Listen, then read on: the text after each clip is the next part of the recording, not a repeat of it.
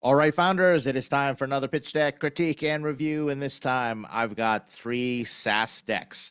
This is going to be a SaaS focused pitch deck critique and review. And these are all in pre-seed, somewhere in there, somewhere close to seed, possibly. We're going to take a look, and I'm going to break down why SaaS decks need to be structured in a very specific way. Before we continue, my name is Ed Kang, 7-time funded founder with 2 exits. That's just a fancy way of saying I have failed a bunch of times, especially when it comes to raising pre-seed and seed funding. And I'm here for your benefit to use my mistakes to teach you how to avoid some of the catastrophic errors that I've made in my day. Not to say you're not going to make mistakes, stumble, faceplant a few times, but I'm going to try and eliminate the heartache, the pain, the distress that comes with it, minimize it down, because this is hard enough as it is. If you're a founder out there and you are looking for your own pitch deck critique and review, stay till the end of the video. I'm going to explain how to get that done. We have so many requests that come in. I have to basically use a process to figure out which ones I'm going to do. So stick around to the end of the video and I will explain all. If you're joining us from the startups.com community, thank you so much for all your support. I appreciate all of you. And while you're here, if you can like, comment, subscribe, if you have not already, that would be tremendously appreciated. Let's jump into these pitch decks. So for this first one, it says streamlining workflows in civil infrastructure. The company's name is Strata, and we are dealing with automations for engineers, planners, and construction professionals. So you're streamlining workflows in civil infrastructure. There's automations, and my target market, my user, are the engineers, planners, and construction professionals. I want you to remember this because immediately, based upon this, which I appreciate, a very straightforward cover slide, you have just a little too much information here, but at least it's straightforward, not marketing hype, not jargony, but I have expectations now what I'm going to see through the rest of this deck. So the problem is cities and AEC firms. I have no idea what an AEC firm is. Does that have to do with civil engineering? Not exactly sure.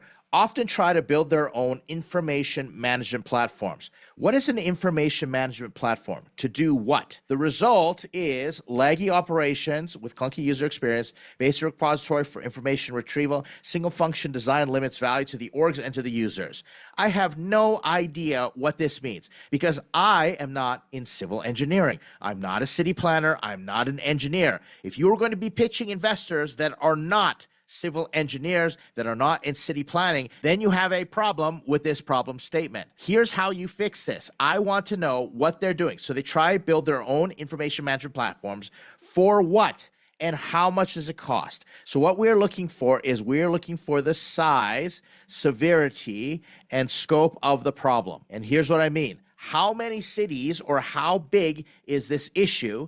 What's the severity? How much does it cost them? This result of laggy operations, does it cost them $1 billion in poor planning or mistakes? Are there liabilities? Furthermore, if you're not telling me the scope, I don't understand why they would want to build their own information management platforms. You're setting me up here to make me believe that there are no other solutions out there. But if that is the case and they are building their own information management platforms, for what, I don't know, you're going to define it for me, well then this looks like it is a major problem. So try and consolidate everything into one sentence, and if you're going to have bullet points, just have one-word bullet points out here and dumb it down so that the lay person can understand. You are making an assumption that I have technical knowledge and inside information. Immediately, you have lost me. Our solution: organizations need a platform to bridge macro needs and user micro needs with a focus on responsiveness, simple interface, automations, and that users can accomplish more within the same environment. Once again, I have no idea what any of this means. On top of which, you promised me that this solution, but you're basically explaining more of the problem.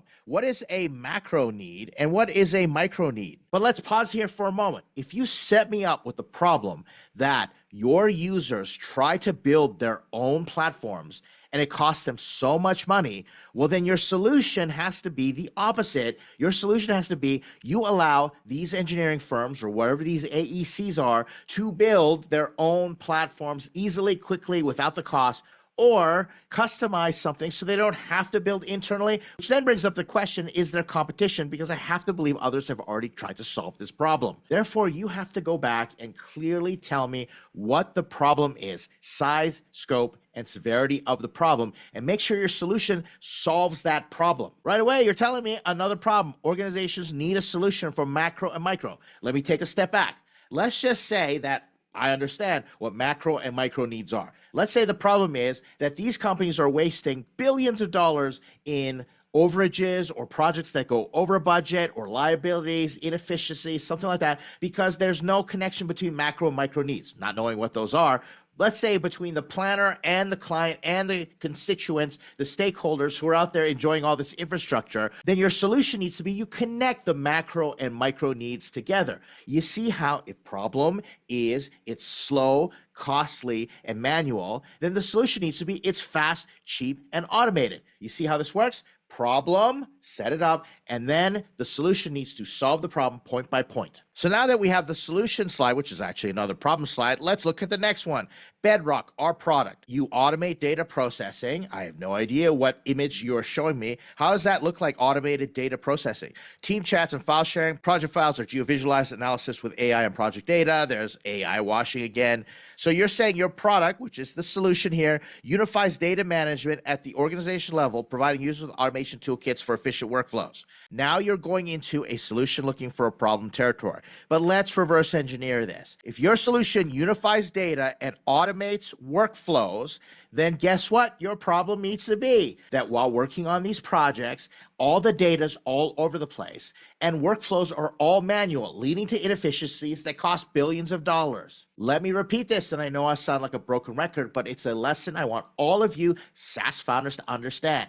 Problem solution. In many ways, this problem, you just tried to sound buzzy and hyperbolic and say, oh my gosh, the sky is falling and this is a really tough issue. And I get your desire to do that, but it doesn't make sense. The problem and solution are not connecting, so you've lost the investor. And I want you to go back and re-engineer problem solution according to the formulas that I'm offering here. Let's talk about for a moment these images, automated data processing, team chats, etc. These should all go into your how it works slide. I don't need to see this yet. What I do need to see is a proper solution statement that solves the problem first.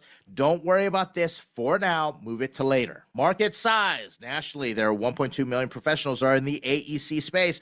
I have no idea what AEC is. Help me here. The Northeast region represents 16% of those professionals. You're saying that your SAM is going to be geographic, and then your SOM is the tri-state area represents 8% of that national number. Okay, I like the fact that you said here we are going to charge $150 a month per professional, and this basically shows how much money that we're going to make. Because I'm not a technical expert, I don't understand your industry, I'm just going to take for granted that you study this, and this TAM, SAM, SOM makes sense. But congratulations on doing a bottom-up TAM, SAM, SOM analysis. You've either been watching my other videos or you know what's going on, which I can appreciate. Competition. Now I'm going to point something out here that really creates some dissonance for me. There's a disconnect. You basically said that all these firms try to build their own stuff. Okay, they are doing DIY, building their own stuff, but now you've got competition. So it's making me believe that your users are not building their own stuff, further invalidating your problem statement. But let's just say that all the other solutions are not good out there, and you created this competitive matrix,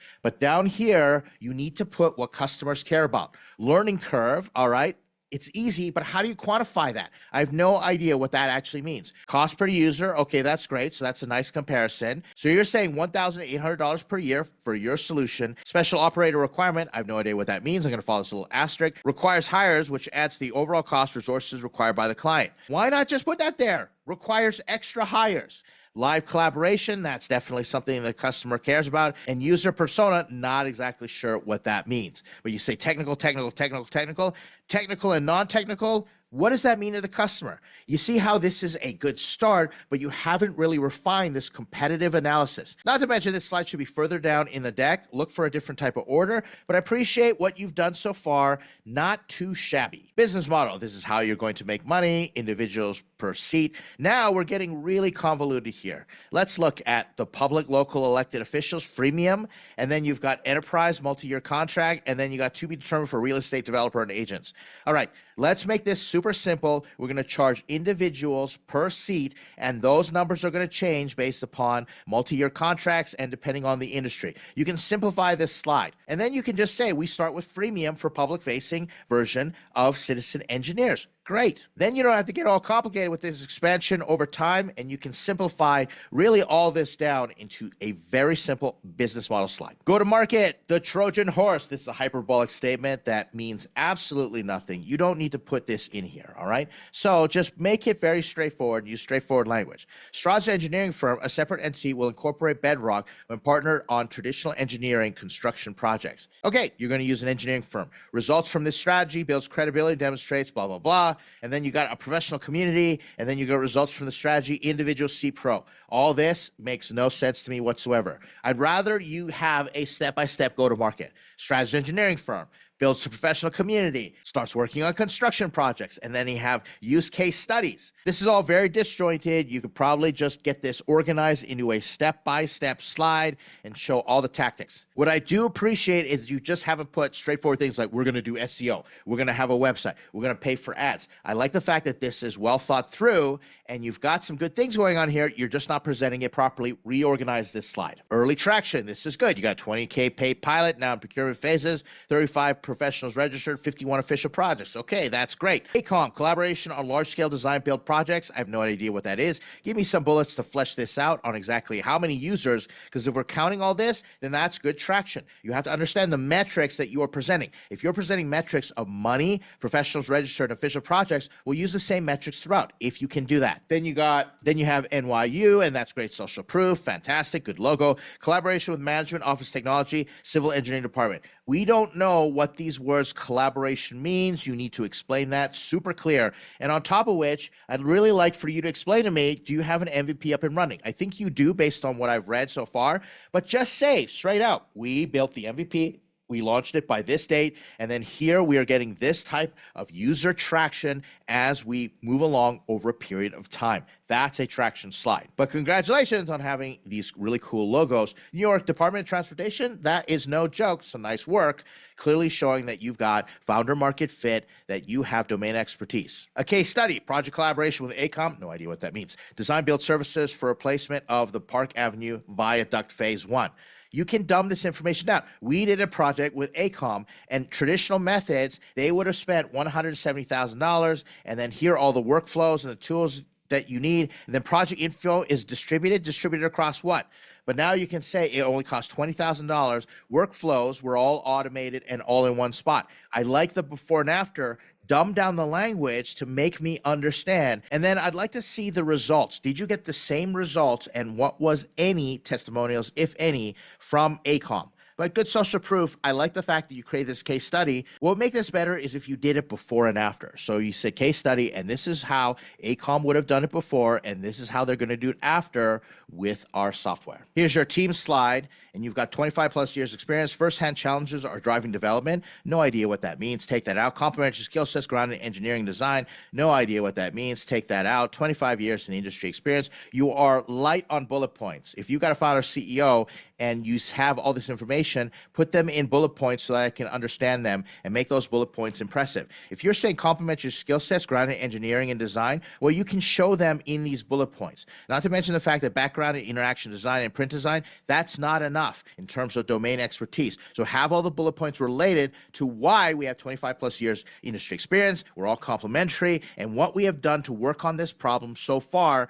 Not bad as a start, but continue to develop this out and make this slide a lot better by adding more bullet points. Ask 1.2 million pre-seed financing through a SAFE. These are the milestones: improve the MVP, convert on public school pilots, partnership with orgs to reach professional members. You don't need to have financial projections here because that's not relevant right now. Just have clear use of funds. This is what we're going to spend the money on. But let me show you something here. You could easily say we are raising 1.2 million pre-seed funding, don't worry about the SAFE right now, to convert on X number of public and private pilots. Let's say you've got 10 in the wings. Imagine if you said we need 1.2 million of pre-seed funding to convert on 10 public and private pilots, which represent approximately $300,000 in revenue. Because you're already making revenue, I saw. That is what an ask slide should do. It is all about we are raising X dollars to reach Y milestone in Z timeframe. That's the way you do it. And if you do indeed have this traction right up front with these great logos and these public and private pilots, Guess what? You can bring the Department of Transportation in there for New York, and you can say, we're going to deliver on all those projects, and we're going to make money right out of the gate. Like I said, take these projections out. And by the way, never say conservative projections, everyone. Just put projections, please. You are missing one critical slide that all SaaS companies need, and that is a how it works slide. Typically, SaaS companies are dealing with things that are complex when it comes to the enterprise. I need to know how this works. For example, you promised me that you're going to automate all those tools. The workflows are going to be automated. It's going to be beautiful. It's going to be efficient, put together. How do you do that? You promised me in your deck, or at least you basically put it out there, that there's AI. How does the AI work? How does file sharing happen? How is there chat? So you want to put a slide that has 1, 2, 3, 4, 5. Project comes in. All the users come in and they basically start getting their profiles. Task lists are handed out. Automations are created. Everything goes ABC 1, 2, 3, and then poof, the AI puts it all together. And in the end, we have this amazing, efficient workflow. That is the one slide that you're missing, and that is an absolute critical slide for all SaaS platforms. On top of which, one thing that would help is if you've got a secret sauce. What tools are you using? How are you actually able to get this done? If your MVP is working and you've already done a project, well then show me how it works. On top of which, show me how it's way more efficient and it's a 10x solution. It's way better than all your competitors, and then you got something cooking. The best part about this deck is the social proof. It's the Department of Transportation, those logos with actual projects and the use case saying that before and after it would have cost $170,000 or whatever that was, and now it costs $20,000. That's pretty impressive. That's almost a 10x jump. I need to know how. So work off of those strengths and explain to the investor more about how this SaaS works. And you've got something that I think has a good chance of raising your pre-seed funding. Next SaaS platform is something very similar, StreamlineX CMMS, maximizing efficiency and reliability. Right away, that is a buzzy customer statement right here. We do not need to see this. Now we have this really small tagline that I'm going to have to squint to read, but it says StreamlineX empowers maintenance and reliability teams to efficiently manage equipment, ensure uninterrupted uptime, and optimize maintenance process effortlessly. And then you've got another tagline down here that says a B2B SaaS solution for manufacturing, energy, healthcare, and facilities management enterprises. You know what I suggest? Feed all this in a ChatGPT and say, we just need a no fluff, no marketing slogan that says what we do in a very straightforward fashion. You don't have to have all this text on this cover slide. Just hit me with one tagline to tell me where I'm going. Now we have the opportunity, which should be the problem slide, but that's okay. Let's take a look. Cumulatively, Fortune 500 manufacturing and industrial firms are estimated to lose 3.3 million hours a year to unplanned downtime. The financial cost of this downtime to those organizations is calculated at $864 billion, the equivalent of 8% of their annual revenues. Kudos to you that you've actually put facts, not just opinions. This is the start of a good problem slide. You can simplify it way down. You can basically say Fortune 500 manufacturing companies lose 3.3 million hours a year in unplanned downtime, which cost them $864 billion. You see how simple I made that? It's one line, and you've got so much redundancy in the statement, but this is another area where ChatGPT shines. You just ask ChatGPT to reduce it down into one sentence, no fluff that a non-technical person can understand, but kudos to you, you're using facts, which I completely appreciate. And as I'm always saying, you have the size, the scope, and the severity of the problem. For all of you founders watching, let me explain this very clearly. The size of the problem is Fortune 500 manufacturing companies lose 3.3 million hours a year. The scope is because of unplanned downtime, and the severity is the cost of $864 billion. Kudos to you as the founder. You've got the beginning of a very solid problem statement. You just have to wordsmith it and get rid of all this other stuff and basically just state the problem and have it right up front there. You don't have to have the rest of this because, again, you've already said this up here. Don't worry about it. Just give me one straightforward problem statement and get me interested in the rest of the deck, because this is a good problem to solve. It costs a lot of money, and the investor's thinking, cha-ching, I'm going to make a lot of money if I can solve this problem with this founder. Now we've got more problems. Maintenance and reliability teams use outdated, inefficient practices. We don't have to have this. We don't have to explain it. You've got all the information in the previous slide. If you did it right, you are not going to need this slide. I'm going to reiterate what I read is that unplanned downtime is what's costing the companies 3.3 million hours and 864 billion in losses. So now you convoluted it even more. StreamlineX is cloud-based AI-driven CMMS solution. I don't know what CMMS solution is. You might as well just take that out and say solution. That empowers maintenance and reliability teams with a comprehensive digital solution guided by TPM principles. What does that mean? To efficiently manage equipment, ensure uninterrupted uptime, optimize inventory, and enhance workplace safety, driving organizations towards operational excellence. You've got all this information, and now I'm so confused. Let's reverse engineer right from the problem. The problem is that you've got unplanned downtime is what we are talking about. Then the solution needs to be, we make sure that you don't have any downtime. So the solution can be, we're a cloud-based AI-driven solution that makes sure that these companies don't have unplanned downtime by efficiently managing equipment and optimizing inventory, enhancing workplace safety, and driving organizations towards operational excellence. We can reduce that even further. Guess what? Using ChatGPT. Let me try it again here. We can say Streamline is a cloud-based AI solution that reduces unplanned downtime using equipment management, optimized inventory, workplace safety, and operational excellence. All this stuff down here, that's going to go into the how it works. Don't give me all the details just yet. Just let me know that you saw the problem. I know a lot of founders, especially when it comes to SaaS, because enterprise problems are complex. There's multifacets that are going on. You throw everything in the kitchen sink at it, but you want to boil it down into one painful point. If it is unplanned downtime, then you are going to have uninterrupted uptime as a solution. The reason you want to do this is because SaaS sales are tough, and you need to be able to hook the user right away. So if I'm selling this solution, which is what you're going to have to figure out how to do, get it out into the enterprise, get it out in the market, I'm the salesperson, and I'm going to say, how much is unplanned downtime costing your company? Do you know how much? And the customer will look at me and say, oh, Ed, you have absolutely no idea. It killed us. In fact, we had an outage the other day and we were down for like 6 hours and that cost us like $3 million. Then I'm going to say to you, guess what? I've solved that problem. And I want to show you how, if you're interested in that type of solution, I can make sure that you are up 90% of the time, or I can reduce that unplanned downtime with uninterrupted uptime, which is a tongue twister to say, but I can basically say I can reduce that by 90%. You see how I'm selling it to you? And they're going to ask, well, how do you do that? And I'm going to tell them all the modules like inventory management, work process, and safety, and all that stuff.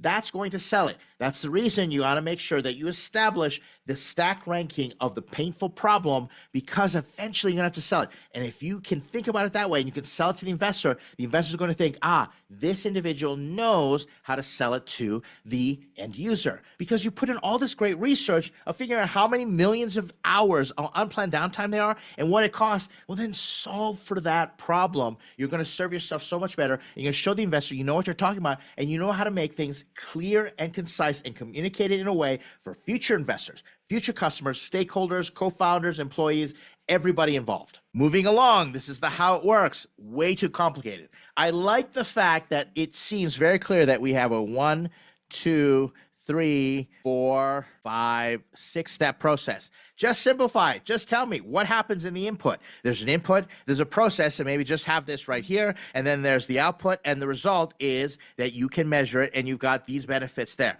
You don't have to have this information because I'm not going to read it, and plus, I'm not technical. I do not have domain expertise. I don't understand what I'm going to watch, but you need to show me, as I'm talking about in the other SaaS platforms that we are going to be critiquing and that we've been seeing their pitch decks, a how it works slide that's simple is so important. So you've got the makings of it. You just have to simplify it down. And guess what? Use ChatGPT. Why now? Huge market opportunity. That is not enough of a why now reason to put in a slide like this. Technological advancements, of course, I'm going to take that for granted. Remote work adoption, that's not really moving the needle. If you're going to use a why now slide, this is for everyone, especially if you're in SaaS. You need to understand how to communicate an inflection point of how the industry has changed. You're not telling me any inflection points. The huge market opportunity is not an inflection point. Technological advancements, not an inflection point. Give me a real novel reason your industry has changed.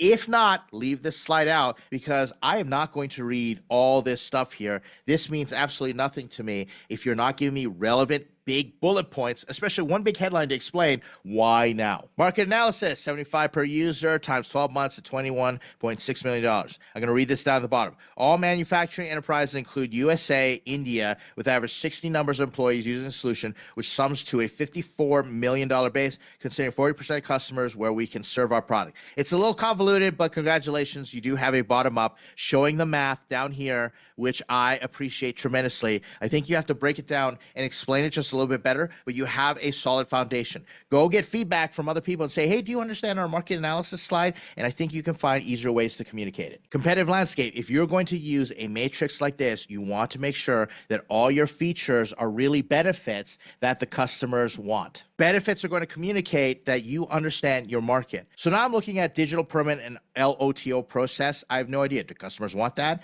I'm going to take for granted that you understand how to put this together, and you want to be very careful when you start seeing things like this. Preventative maintenance module. If everybody has it, don't include it. And then on top of which, I don't understand what these stars mean. There's just way too much information, and it's confusing. The challenge with this statement here is that it's all about your opinions. Get to facts and explain what customers are looking for and why you put it into this and how it compares or how it's better or different from your competitors. Go-to-market strategy, expanding within vertical. I have no idea what that means. Expanding across verticals. What verticals? I have no idea what that means. Strategic partnerships, that starts to make a lot of sense. You can say we're establishing strategic partnerships. There's all this text down here. I'm not going to read that. You want to basically put something very straightforward in terms of the tactics and strategies that you're going to use and why they are going to work for you. If you're going to say strategic partnerships, tell me with whom the strategic partnerships are going to be, who you're going to target, and how that leads to expansions. If you're going to say verticals, how are you expanding into which verticals? What are you doing? Are you getting strategic partnerships in these verticals and then getting referrals into other verticals? There's not enough here to understand what a go-to-market strategy is. Rework this slide. Business model, you've got the annual fee, okay, an integration fee, no idea what that means. Monthly fee, how is that different? An upscaling platform, premium free. If you're going to do something like this for a business model, you basically want to tell the story. So what you want to say is first, we're going to offer it for free. That's our premium. And then we're going to charge a monthly fee. And then if they want, they can pay an annual fee because that's going to save them money. You see how I painted out that story? Just be very clear in the story, the users and their journey and why they're going to pay you the money that they are. Roadmap to milestones. This makes no sense to me. It's way too complicated. Take all this stuff out. You don't need this. If you're going to put a milestone, you're going to explain it as traction. Just tell me, did you generate 5K? Did you launch your MVP? What's going on here? Basically say, we launched our MVP, we made $5,000. Why us? If you had a proper how it works slide, you would have been able to put all these features in there. On top of which, you've got these facts and figures, which may seem impressive. How do you know? Is this actual data? If this data actually exists, maybe you want to have a special sauce slide, or maybe you want to have a how it works slide with these bullet points explaining these great results that they're experiencing. I remember in your how it works slide, I'm not going to go back there, you showed all the different metrics of how things are better. Well, if you've actually got data, maybe it's a case study slide. Maybe you can demonstrate how you measured it with another client. But if these are actual battle-tested, pressure-tested numbers with data backing them up, they're very important. You want to make sure you include them up front in the how it works section. Our team slide. This is way too complicated. You can have one-line sentence up here summarizing everything. Guess what? I'm going to tell you. How do you do it? Once again, you guessed right. If you said ChatGPT, everybody out there on YouTube watching this, say it with me, ChatGPT. Type it in the comments, ChatGPT, ChatGPT. Okay, now I'm getting a little crazy here. But I like the fact that you got these bullet points and everyone's technical. Highlight those, get rid of all this text, make this simple, and put those bullet points in there. And I appreciate the design that you've done. Black and white pictures on blue. I like it. And here's the investment that you're raising. Once again, I want you to say we are raising X dollars to reach Y milestone in Z time frame. In Z time. So you're going to say we're raising $2.2 million to reach what milestone? This down here looks like a use of funds. If that's going to be the case, tell me how much percentage you're using for each of these. But if you're going to say something like we're raising $2.2 million to hire, build our team, and launch and make our first $100,000 or launch our first pilots within the next 18 months, something like that. When you are missing information on your ask slide, investors will start to think you don't know how to do a financial model. You don't know how to price out your raise. You don't know how you're going to be managing your finances. $2.2 million is a a lot of money. So you better justify what that money is going to be used for. And on this final slide, if you're going to make a statement, a visionary statement, like let's join hands in revolutionizing maintenance management, put your contact information there. Don't waste this slide with something that's fluffy and jargony. I can appreciate putting something in there like a call to action, but get your contact information and use this slide effectively. Once again, this is going to be a theme with these SaaS decks, is that I don't understand how the solution works. There's too much inside information, too much technical jargon and language. You're not helping the investor unless you're telling me that you're going to find the 1 in 100 investors that know exactly what you are working on and have domain expertise and experience with the problem, which is most likely not going to happen. You need to dumb down your deck, make it simple and clear for all the other investors, and make sure you explain how it works in terms that I can understand. Remember, you are taking for granted that you've been working on this problem for years and you have it all in your head. I don't understand. And I'm a pretty smart individual. I can understand things when it's laid out for me. And you're thinking, Ed, you don't get it. Of course I don't get it, because it's not in your deck in a clear and concise manner where you are helping me. And I have to do way too much work to understand these pitch decks. And once I do that, you start losing me as an investor. Now let's go to our last SaaS platform pitch deck. This is FleetZap, and it says Cloud Fleet Maintenance Solutions. Let me say something about this. I appreciate that this statement is just really straightforward. It's Cloud Fleet Maintenance Solutions. You can push this just a little bit by adding a small benefit. You can say something such as fleet maintenance solutions to save companies money, something like that. I don't want you to push it too far, but you can push this just a little more to make it hit home with the investor. But once again, I appreciate starting this off with simplicity. Now we get to the problem, and here is where we have the first issue. Look at all those bullet points. You basically have 9 problems. This should be the 9 problems slide. You're saying in a big statement up front, these are the challenges of traditional fleet maintenance. Okay, I don't understand. And furthermore, if you are thinking that you're going to solve all these problems really well, then you are not thinking properly in terms of what the investor is thinking. They want to understand that you're going to dominate one niche, solve one painful problem.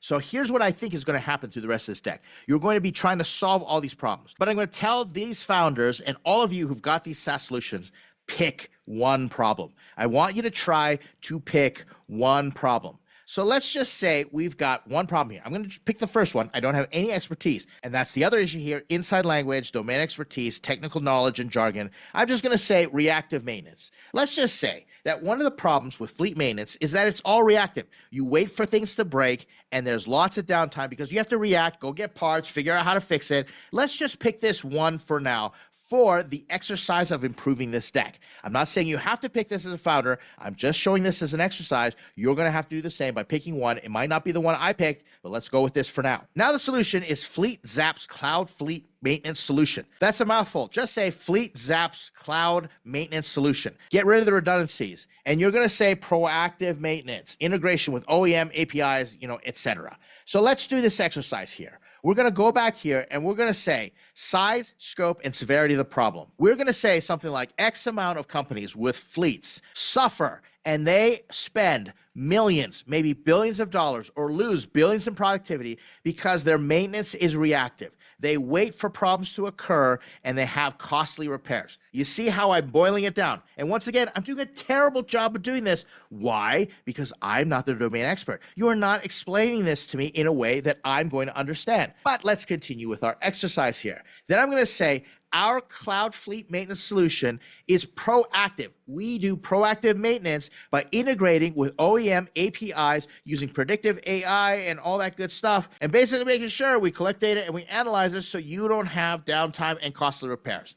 You see how I butchered this, but it makes way more sense than me having to read 9 problems and 9 solutions. So how you're going to approach this is, if you pick one problem, then what you are going to do is figure out how to communicate that you have figured out how to solve the problem with your number one solution. Boil it all down, simplify it. But Ed, you're going to say, our SaaS platform does so much more. Let me illustrate this way. Let's imagine that you've got 10 buckets to fill, and you got one cup that you can go get water, and there's a river or a lake nearby, and you run over to the lake and basically take that one cup of water, put it in bucket A, and then you run back, fill your cup again, and you put it in a bucket B. You see what I'm thinking as an investor? This is going to take forever. But if you communicate to me, we know the most painful problem that these fleet companies have, and this is how we're going to solve it by getting this one thing done. Not to mention, if I'm going to give you a bunch of money and you go try to fill 10 buckets of water, you're going to waste all that money. Money equals the water, fill those buckets. But if you say, all right, here's what we're going to do. We're going to take all these buckets, we're going to stack them all up. We're going to do this little cool champagne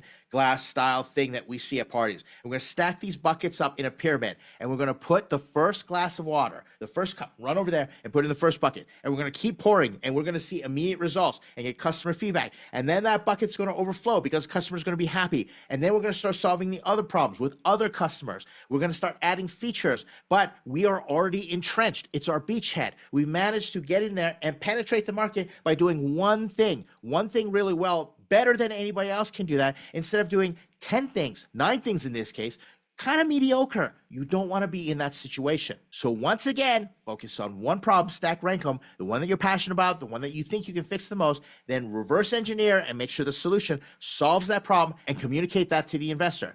Now I get it. Maybe you have an MVP with all these other features in there. Use them as a bonus. Talk about them later, but focus on the one killer feature and make sure that you've got everything prioritized properly in a way investors are going to appreciate. This next slide, I'm thinking, is a how it works slide or product features slide.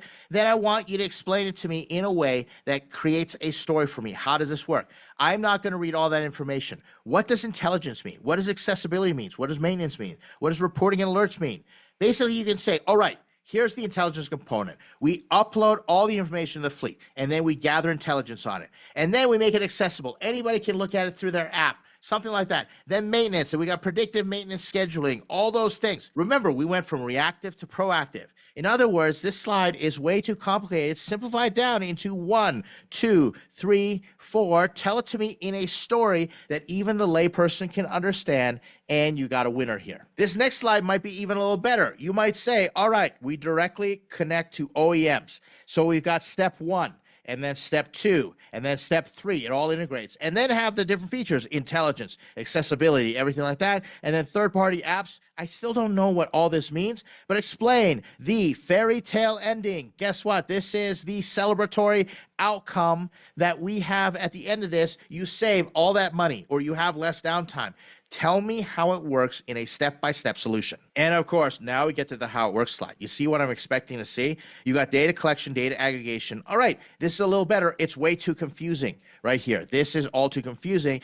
And quite frankly, I like the other slides better. It explained to me from a benefits perspective. Take all those slides, combine it together, and now you've got the winner that I'm looking for. AI and predictive maintenance. This is a very dangerous slide. You've got AI washing is what's going on here.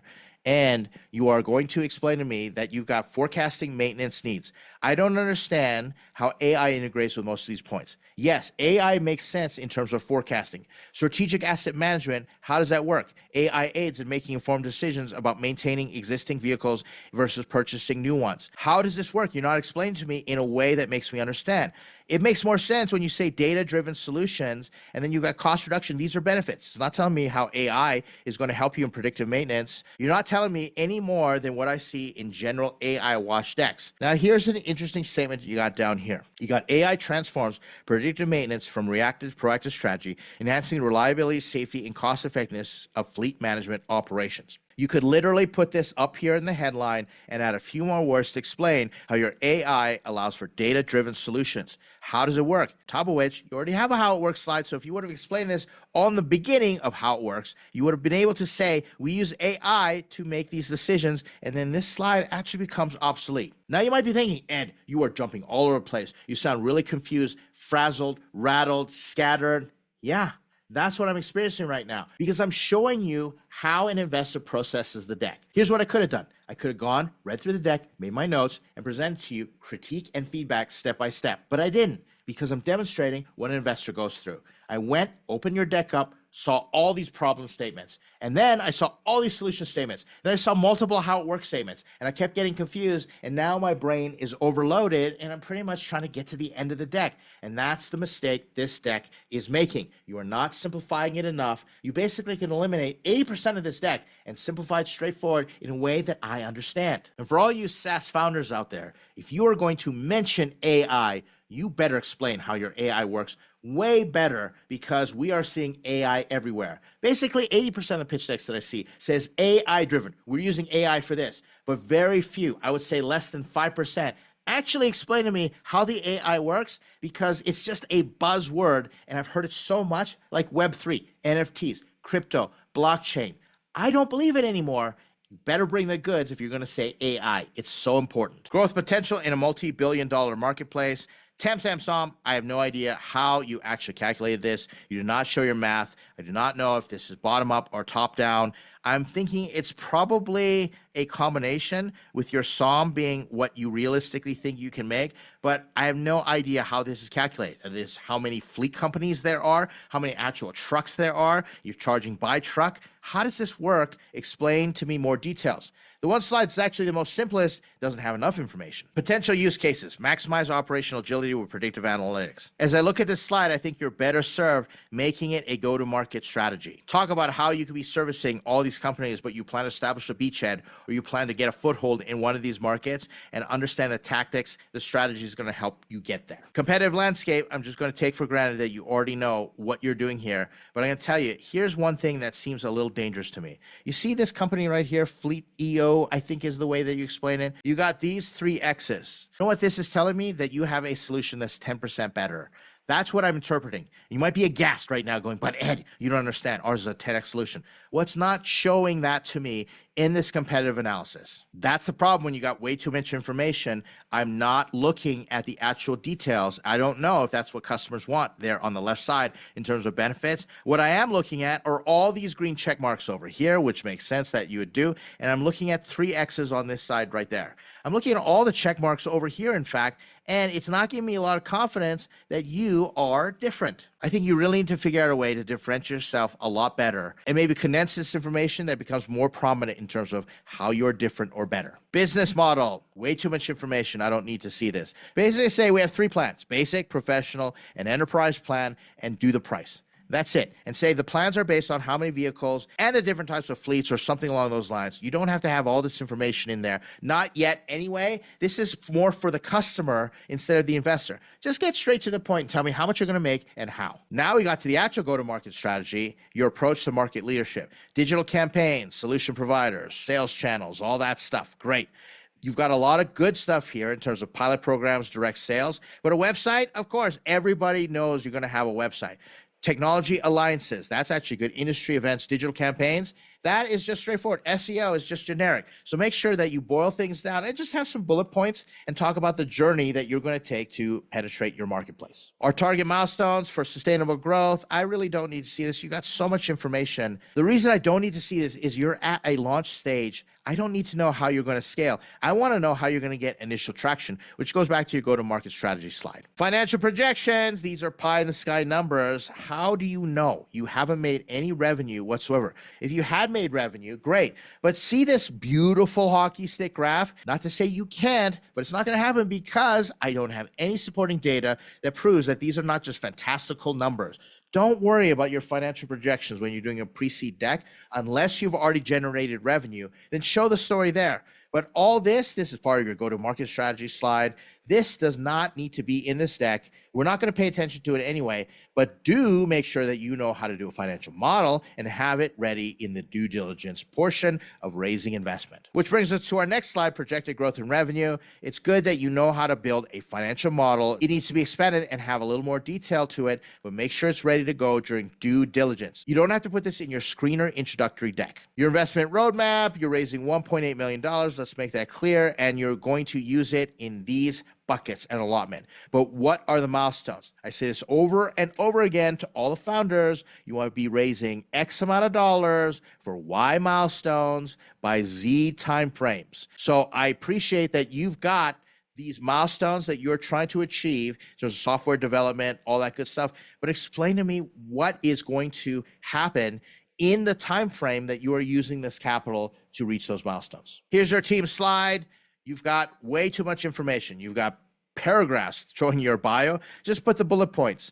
On top of which, I'm worried, where's the rest of your team? And then you get to thank you, and there's no contact information there. I'll tell you what I'm missing. I have no idea what the state of your product is. I have no idea how much traction that you have. You want to have a slide in terms of what we accomplished. Maybe I missed it.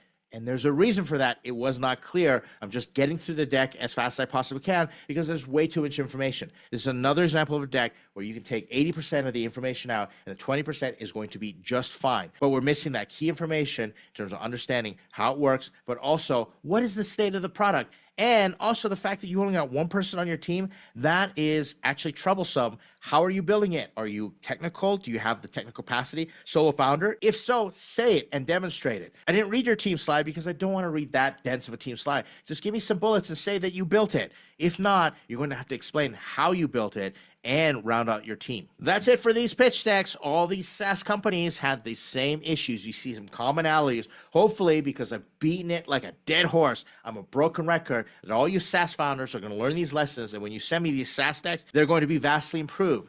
Meanwhile, I just want to say to these founders that presented these 3 decks, I appreciate your courage. It takes a lot to send these decks in and get the critique. Thank you very much for participating. Keep going. Now, if you are a founder and you want your own pitch deck critiqued and reviewed, leave a comment. But not just any comment. Explain to me exactly what you are going to be pitching. What are you building? And I will explain to you what to do next. We have established a process in which we are going to be taking requests, and I'm going to try and get to them as quick as I possibly can, which is not always possible because the number of pitch decks that I have to work on, I literally work on a pitch deck every single day for one of our founders at startups.com to help them raise money. If you're interested in checking that out, check us out at startups.com. But in the meantime, leave a comment. I'd love to hear feedback, and I will see you in the next video.